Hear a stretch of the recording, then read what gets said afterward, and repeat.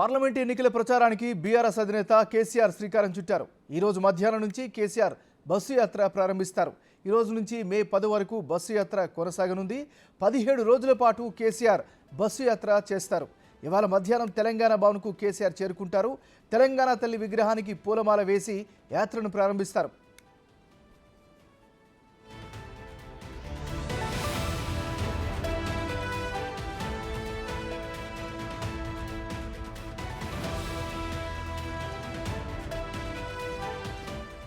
తెలంగాణ భవన్ నుంచి రోడ్డు మార్గాన నల్లగొండ పార్లమెంట్ నియోజకవర్గ పరిధిలోని మిర్యాలగూడ చేరుకుంటారు. మిర్యాలగూడ నుంచి బస్సు యాత్ర సూర్యాపేటకు చేరుకుంటుంది. రాత్రికి కేసీఆర్ సూర్యాపేటలోనే బస చేస్తారు. బస్సు యాత్రలో రోడ్ షోలు, కార్నర్ మీటింగులు ఎక్కువగా ఉండేటట్లు రూట్ మ్యాప్ రూపొందించినట్లు తెలుస్తోంది.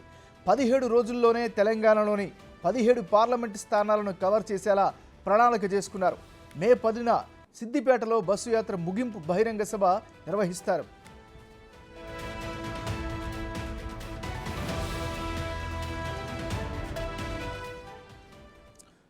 పార్లమెంట్ ఎన్నికల ప్రచారానికి బీఆర్ఎస్ అధినేత కేసీఆర్ శ్రీకారం చుట్టారు. ఈరోజు మధ్యాహ్నం నుంచి కేసీఆర్ బస్సు యాత్ర ప్రారంభిస్తారు. ఇక ఇదే అంశానికి సంబంధించి మరింత తాజా సమాచారాన్ని మా రిపోర్టర్ సైదులు లైవ్లో అందిస్తారు. సైదులు చెప్పండి. ఎంఎన్ఆర్ లోక్సభ ఎన్నికల ప్రచారంలో భాగంగా బీఆర్ఎస్ అధినేత కేసీఆర్ ఈ రోజు నుండి మే 10 వరకు మొత్తం 17 రోజుల పాటు రోడ్ షోలు, కార్నర్ మీటింగ్లు బీఆర్ఎస్ పార్టీ రూట్ మ్యాప్ సిద్ధం చేసింది.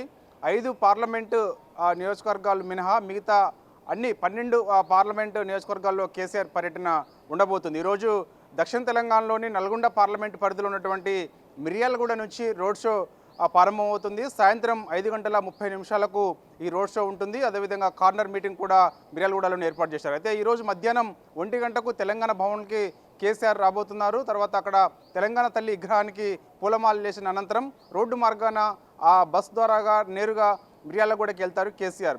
అక్కడ ప్రజలను ఉద్దేశించి మాట్లాడిన తర్వాత అక్కడ నుంచి రాత్రి సూర్యాపేటకు చేరుకుంటారు. 7:30 సూర్యాపేట నియోజకవర్గం కూడా నల్గొండ పార్లమెంట్ పరిధిలోనే ఉంటుంది. సో అక్కడ కూడా రోడ్ షో ఉంటుంది. రోడ్ షో తర్వాత కార్నర్ మీటింగ్ ఏర్పాటు చేశారు. రాత్రి జగదీష్ రెడ్డి, మాజీ మంత్రి, ప్రస్తుత సూర్యాపేట ఎమ్మెల్యే జగదీష్ రెడ్డి ఇంట్లోనే కేసీఆర్ బస్ చేయనున్నారు. సో ఇక మొత్తం 17 రోజుల పాటు సాగే ఈ బస్సు యాత్ర మొత్తం 21 మీటింగులు, కార్నర్ మీటింగ్లు ఏర్పాటు చేస్తున్నారు. దాంతో పాటుగా ఆయా ప్రాంతాలను ప్రజలను అక్కడున్న పరిస్థితులను బట్టి ఏమన్నా వర్షం పరిస్థితులు ఏమైనా ఉంటే మాత్రం రైతులకు సంబంధించిన సమస్యలు ఏదైనా ఉంటే మాత్రం నేరుగా వెళ్లేందుకు మొత్తం కూడా ప్రణాళిక చేశారు. ఇప్పటికే దాని యొక్క రూట్ మ్యాప్ సమన్వయకర్త శ్రీనివాసరెడ్డి కూడా దాని యొక్క మొత్తం డీటెయిల్స్ అన్నింటిని కూడా ఇప్పటికే మీడియాకి అందించారు. సో ఏదైనప్పటికీ కూడా మొదటిగా దక్షిణ తెలంగాణలోనే బీఆర్ఎస్ ఎక్కువగా ఫోకస్ చేసింది. ఎందుకంటే ఖమ్మం, నల్గొండ, మహబూబ్ నగర్ మొత్తం 36 అసెంబ్లీ నియోజకవర్గాలకు గాను గెలిచింది 4 స్థానాలే మాత్రం కాబట్టి సో ఇక ఖమ్మం నుంచి కూడా భద్రాచలం తెల్లం వెంకట్రావు కాంగ్రెస్లోకి వచ్చారు కాబట్టి సో ఎక్కువగా దక్షిణ తెలంగాణలో బీఆర్ఎస్ పార్టీ ఓటమి గల కారణాలు అని చెప్పేసి ఎక్కువగా కేసీఆర్ కూడా దక్షిణ తెలంగాణలోనే ఎక్కువ ఫోకస్ చేయడం జరిగింది. దానిలో భాగంగా నల్గొండ పార్లమెంట్ పరిధిలో ఉన్నటువంటి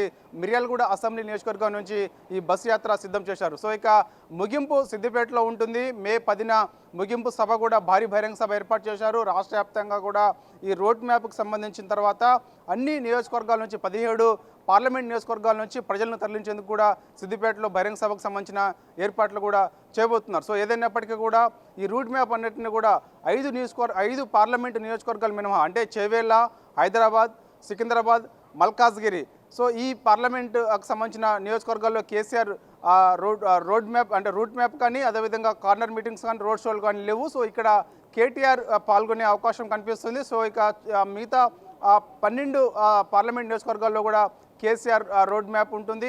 సో అదేవిధంగా కార్నర్ మీటింగ్స్ ఉంటాయి.